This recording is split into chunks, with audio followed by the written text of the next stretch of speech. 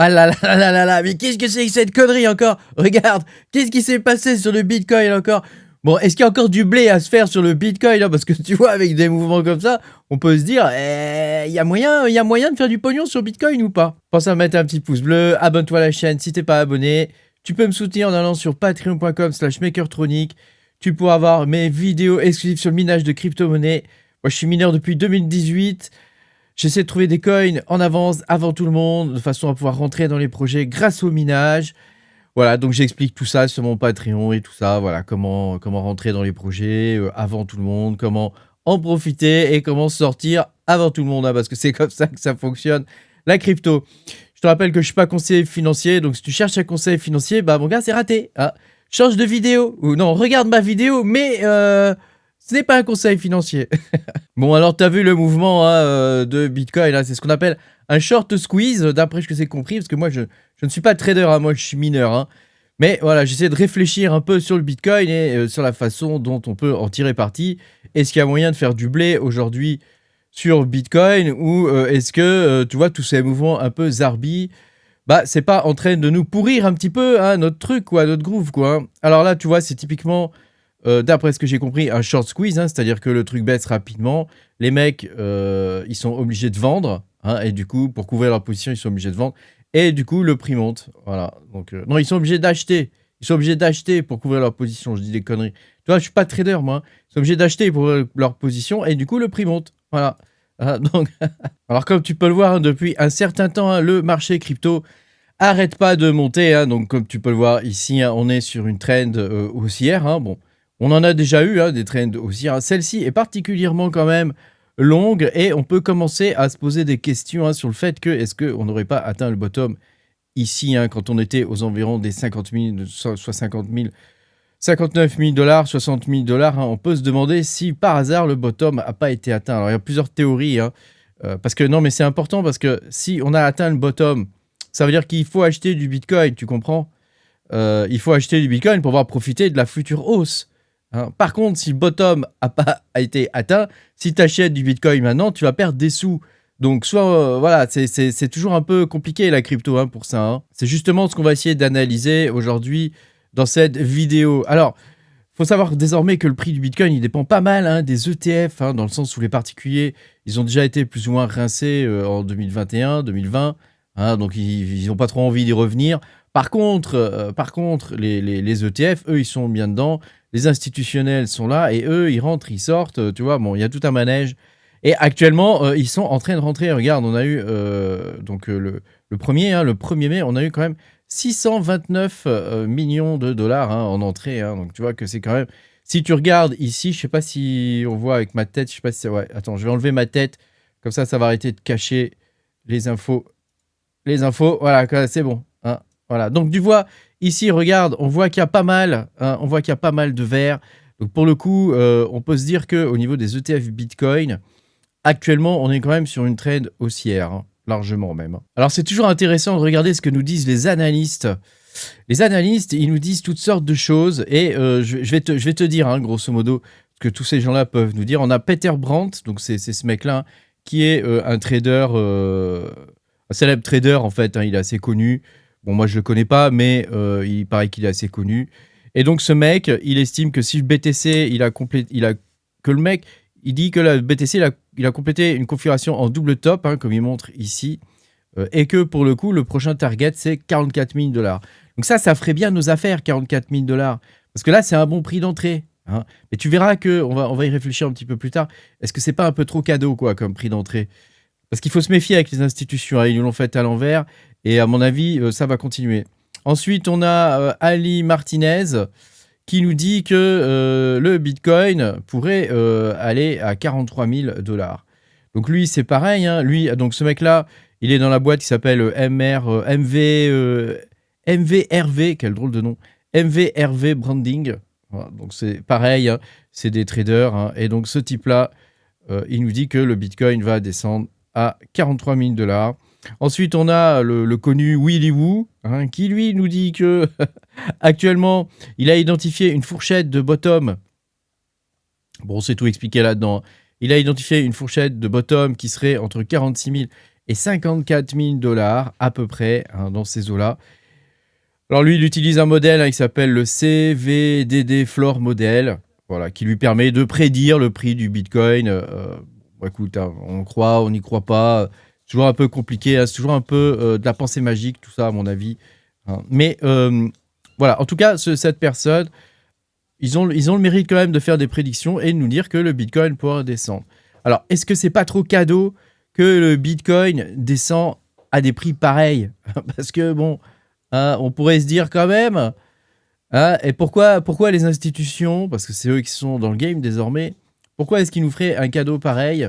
Pourquoi est-ce qu'ils nous diraient, vas-y, le Bitcoin, on va le laisser descendre à 40 000 $, 45 000 $, on va laisser y aller, hein, et pour le coup, nous, on va récolter le pognon, nous, les particuliers, on achète à 40 000, on revend à 180, 170, 180, parce que c'est à peu près ça que les modèles aujourd'hui nous donnent en termes de prix, hein, pour le prochain bull run au niveau de Bitcoin. Est-ce que tu trouves pas ça suspect, hein, qu'on nous laisse croire ce genre de choses, hein, et que des tas de gens nous disent oui, le Bitcoin va descendre à même 30 000 $.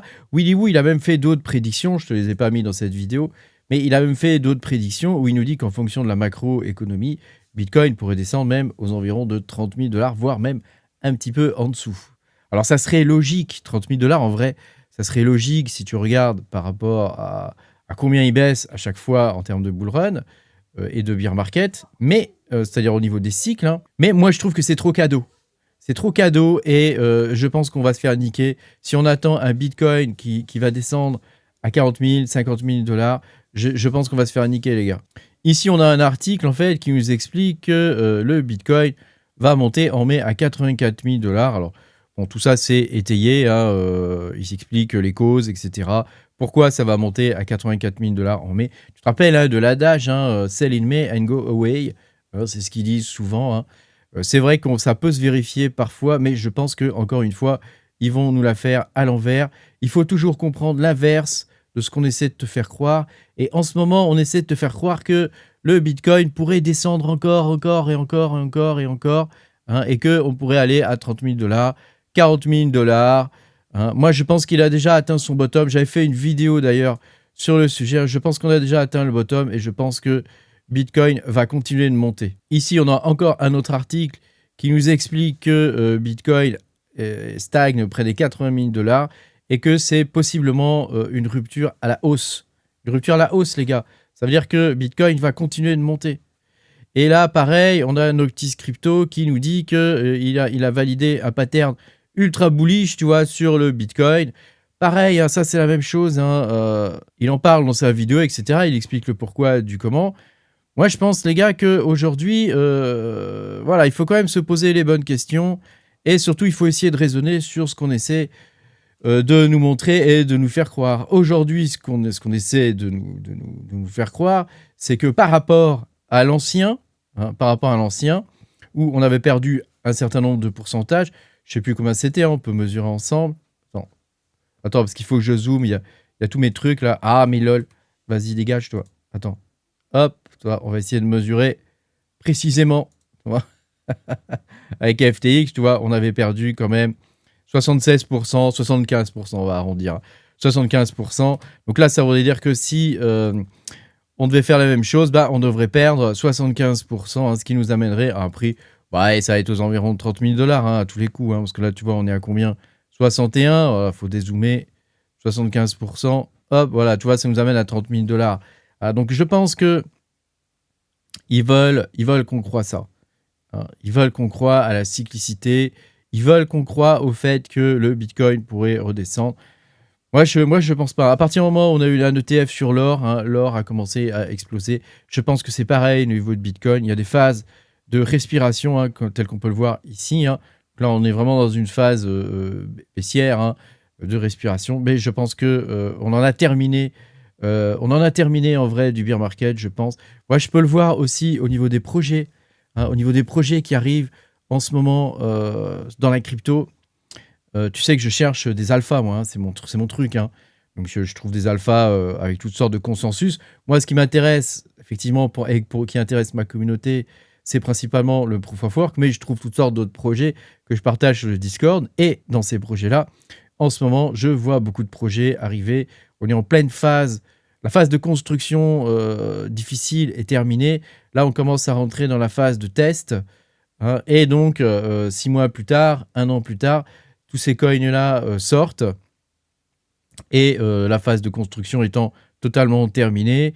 Et voilà, ça veut dire que là, pour moi, c'est un signe, le fait de voir tous ces projets qui commencent à arriver. Et j'en ai à peu près 43, je crois, 43 ou 44 projets en cours hein, de surveillance. Et bien, tous ces projets-là, aujourd'hui, qui ne sont pas encore listés, qui n'existent pas encore, qui sont vraiment inconnus hein, de la plèbe, hein, et ben, tous ces projets-là, à un moment donné, quand ils vont sortir, voilà. Et pour moi, ça, c'est un signe. C'est un signe d'avoir autant de projets qui sont en cours de fabrication, en cours de maturation, et d'attendre que ces projets-là vont sortir. Voilà, pour moi, c'est un signe. Ça veut dire que ça y est, la phase difficile est probablement terminée. On ne peut pas être sûr, évidemment. Hein. On n'est jamais à l'abri d'un truc de dingue. Hein. Je sais pas, une bombe atomique quelque part. Va savoir, à Black Swan, quoi. Hein, va savoir quelle horreur il peut se passer encore. On n'est jamais à l'abri d'une horreur comme ça et d'un prix donc, qui descendrait. Mais je pense quand même que la phase difficile, la phase la plus pénible, bah, elle est passée, les gars, à mon avis. Hein. Elle est passée. Donc là, on peut s'attendre maintenant à ce que ça monte tout doucement, comme on avait eu ici. Hein. Là, tu vois, on est dans la phase où personne ne veut y croire. Et on peut s'attendre à ce que ça monte tout doucement.